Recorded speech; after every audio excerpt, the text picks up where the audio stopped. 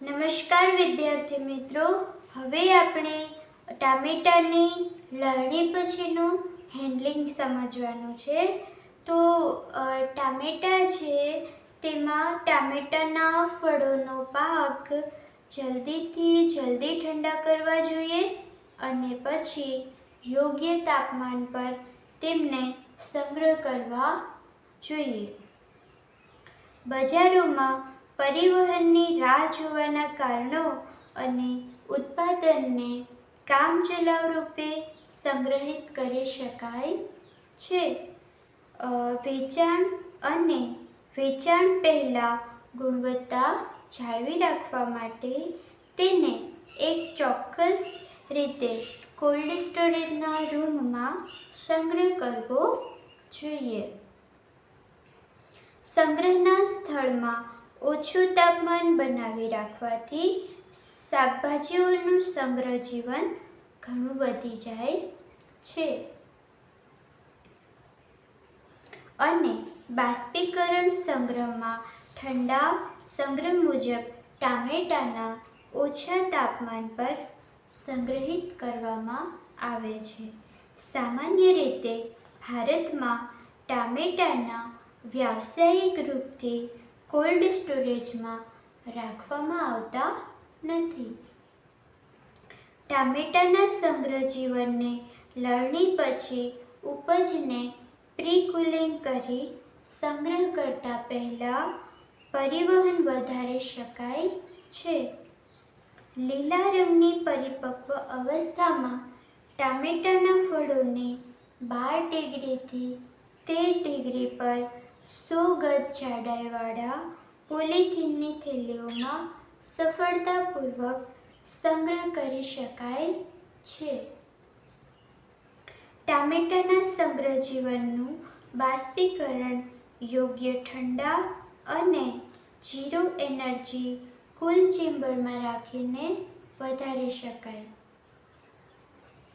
એવું જાણવામાં આવ્યું કે ગરમીના સમય દરમિયાન શૂન્ય ઉર્જાવાળા કુલ ચેમ્બર સંગ્રહિત બ્રેકર સ્ટેજ પર ટામેટાના 4 થી 5 દિવસ સુધી તેમના જીવનને લંબાવી શકાય છે. ફળોના લાંબા સમયના સંગ્રહ અને વજનને ઘટાડવા ખૂબ જ ઓછા કરવા માટે કુલ ચેમ્બરનો અસરકારક રીતે ઉપયોગ કરી શકાય છે. ઝીરો એનર્જી કુલ ચેમ્બરનો ઉપયોગ કરી ફળ અને શાકભાજીઓને ઓછા સમયમાં સંગ્રહને અસરકારક રીતે કરી શકાય છે. તે સંગ્રહના તાપમાનને ઓછું કરે છે અને સંગ્રહના આરએચને વધારે છે, જે ઉપજની તાજગી બનાવી રાખવા માટે જવાબદાર છે. ક્રમ નક્કી કરવો. તો ટામેટાનું ખાસ શહેરો બજારોમાં વર્ગીકૃત કરવામાં આવે છે, જે સામાન્ય રીતે ફળોના આકારમાં એકરૂપતા અને તેના પર આધારિત હોય છે. તેને 2 સમૂહમાં વર્ગીકૃત કરવામાં આવે છે. પહેલા સારા સમૂહમાં આકારમાં અને પૂરી રીતે વિકસિત એકરૂપતાની સાથે ફળ સામેલ છે. બીજા સમૂહમાં અલગ આકાર અને રંગની સાથે ફળ છે તે સામેલ થઈ શકે છે. ઊંચું વળતર મેળવવા માટે ક્રમ નક્કી કરવો એ ખૂબ જ અગત્યનું છે, પરંતુ સ્થાનિક બજારોમાં આ બહુ સામાન્ય નથી. ભારતીય માનાંક બ્યુરો પ્રમાણે ટામેટા અર્થાત સુપર એ, સુપર ફેન્સી અને કોમર્શિયલ્સ એમ 4 પ્રકારના ગ્રેડનું વર્ગીકરણ કરવામાં આવે છે. ફળોને પ્લાસ્ટિકના બોક્સ અને સ્થળ પર પડેલા ફાઇબર બોક્સ, લાકડાના બોક્સ અથવા તો પૂંઠાના બોક્સમાં પેક કરવામાં આવે છે. અને નજીકના બજારોમાં લઈ જવામાં આવે છે.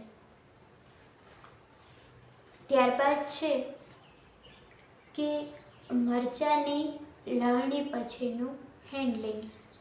તો લીલા મરચાં અને શિમલા મિર્ચની લણણી પછી તરત જ પ્રી કુલિંગ કરવું જરૂરી છે.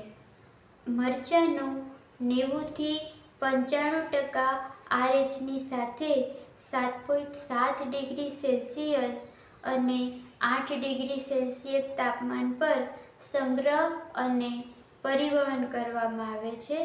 જો યોગ્ય રીતે ઠંડા અને સંગ્રહિત કરવામાં આવે છે તો તેમને સજીવન 14 થી 15 દિવસ સુધી છે તે વધારી શકાય છે.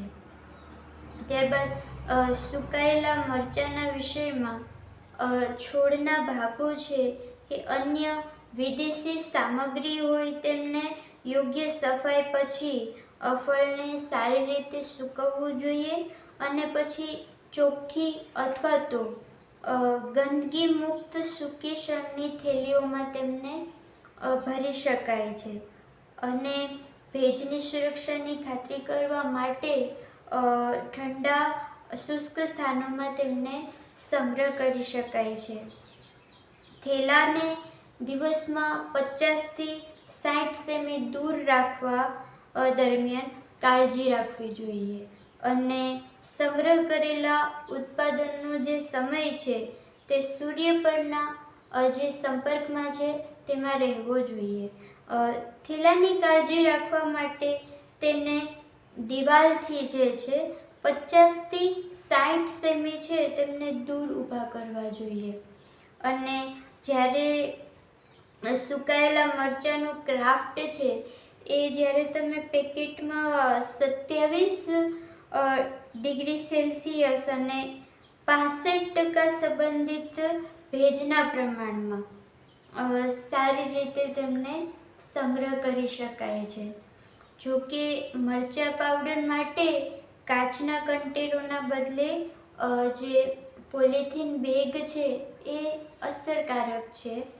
અને મરચાંના રંગ અને તીખાશ અને લાલ મિર્ચના વિષયમાં એ સંગ્રહ દરમિયાન સારી રીતે જે છે તે સુરક્ષિત હોય છે. પ્રધાન રૂપે લગભગ 10% ભેજના પ્રમાણની સાથે યાંત્રિક રીતે જે સૂકવેલા મરચાં છે તેને પ્રાથમિકતા આપવામાં આવે છે. અને વધુ સુકાયેલા રંગોની અછતવાળા હોય તો તે ઊંચા ભેજના સ્તરવાળા સંગ્રહ દરમિયાન સંક્રમણ અને રંગોના ઉડી જવા માટે અતિ સંવેદનશીલ હોય છે. હવે ક્રમ નક્કી કરવો. તો એમાં ભારતમાં જો મરચાંના રૂપથી બજારમાં લાવતા પહેલાં ખેડૂત દ્વારા જે રંગને આધારના કારણે તેમને વર્ગીકરણ કરવામાં આવે છે અને બજારની માંગના આધારે તેમને ફળીના રંગ છે, આકાર છે, ભેજ છે અને જે દાંડીના સ્પષ્ટ વર્ણોને છે તેમને છોડીને આપણે જે નુકસાનીવાળા છે, ફિક્કા છે અથવા તો અવિકસિત કળી છે તો તેમને દૂર કરવામાં આવે છે. અને મરચાંનો ક્રમ છે એ અન્ય કારણોનું પણ મહત્ત્વ છે. જેમ કે તેમાં બીજ અને ફળીનો ગુણોત્તર જોવાનો હોય છે, બીજ અને આકારની કઠિનતા, પછી છે ફળીની ચામડાની જાડાઈ અને અંતે છે તીખાશ. તો હવે છે બજારમાં 2 પ્રકારના ગ્રેડ છે. પ્રથમ તો છે વિશેષ અને વિશિષ્ટ. તો ફળોને જે પ્લાસ્ટિકના બોક્સ અથવા તો સળવાળા જે ફાઇબરના બોક્સ છે અથવા તો જે લાકડાના ફિલ્ડ બોક્સ છે તો તેમની આજુબાજુના જે બજાર છે તેમાં તેમને લઈ જવામાં આવે છે અને ત્યારબાદ તેમનું વેચાણ કરવામાં આવે છે. હવે છે કે રીંગણાનો ક્રમ નક્કી કરવો અને લણણી પછીનું હેન્ડલિંગ છે. તો નુકસાન છે, રોગ છે અને જંતુઓના દોષોથી મુક્ત તાજા અને કપાયેલા ફળોને ફુવારાની નીચે ધોઈ સારી રીતે સાફ કરવામાં આવે છે અને લપેટવામાં આવે છે અને યોગ્ય જે પ્લાસ્ટિકની ટ્રે છે અથવા તો ડબ્બાઓમાં વ્યવસ્થિત કરવામાં આવે છે. ફળોને તેમના આકાર અને રંગ પ્રમાણે વર્ગીકૃત કરી શકાય કે ભારતીય માનાંક બ્યુરો દ્વારા તેમને 3 ગ્રેડમાં માપવામાં આવે છે: સુપર, ફેન્સી અને કોમર્શિયલ્સ. રીંગણાના નામનું સૂચન કરવામાં આપણને અહીં આવ્યું છે. તો હવે આપણે લણણીનું સંપૂર્ણ પાઠ આપણે ભણી ગયા કે લણણીનું વ્યવસ્થાપન કઈ રીતે કરવું, લણણી પછીનું હેન્ડલિંગ કઈ રીતે કરવું. ત્યારબાદ આપણે અહીં મુખ્ય જે 2 પોઈન્ટ ભણ્યા છીએ તે ટામેટાં, મરચાં અને રીંગણામાં જે લણણી પછીનું હેન્ડલિંગ શું કરવું જોઈએ તે સમજ્યા અને લણણી પછીના હેન્ડલિંગમાં બજારમાં કઈ રીતે આપણને ભાવ મળે છે, કેવી રીતે તેમનું ગ્રેડિંગ કરવું કે જેથી તેમના સારા ભાવ મળી શકે અને બજારની માંગ પ્રમાણે કેવા મરચાં કે ટામેટાં કે રીંગણાનું વાવેતર કરવું જોઈએ તે અનુસાર આપણે એમને ઉગાડીએ છીએ, મતલબ કે વાવણી કરીએ છીએ. પરંતુ અહીં લણણી પછી આપણે તેમને વધારે પડતું મહત્ત્વ આપવું જોઈએ કે બજારમાં કયા પ્રકારના જાતો છે તે વધારે લોકોની માંગ છે તે આધારિત તેમનું ગ્રેડિંગ કરવામાં આવે છે. સારા એવા જે ફળ છે તે મળે છે તો લોકો તેમનો સારો એવો પ્રોફિટ સારો એવો ભાવ આપે છે અને આપણને સારું એવું પ્રોફિટ મળે છે અને આ રીતે આપણે લણણી પછીનું હેન્ડલિંગ કરી શકીએ. જો ખેડૂતો તેમને કોઈ પ્રકારનું ગ્રેડિંગ નથી કરતા કે કશું કરતા નથી તો એ માત્ર ને માત્ર તેમને ઓછા ભાવે વસ્તુ છે એ એમને તેમનો ભાવ મળી નથી રહેતો અને જો તે મરચાં કે ટામેટામાં ગ્રેડિંગ કરે છે તો તેમને સારો એવો ભાવ મળી રહે છે અને ગ્રેડિંગ કરવાથી જે સારી વસ્તુઓ છે તેનું તારણ નીકળે છે અને આપણને ખબર પડે છે કે વધારે કઈ વસ્તુ સારી છે અને કઈ વસ્તુ છે કે જે ખરાબ છે અને એમના દ્વારા આપણને સારા એવા જે ટામેટાં છે, સારા એવા મરચાં છે, સારા એવા રીંગણ છે, મોટા એવા રીંગણ છે, મોટા ટામેટાં છે, પછી ત્યારબાદ નાના નાના ટામેટાં છે, અપરિપક્વ ટામેટાં છે, આ બધી જ આપણને ખબર પડે છે અને તેના આધારિત આપણે જે મરચાં કે રીંગણા કે ટામેટાં છે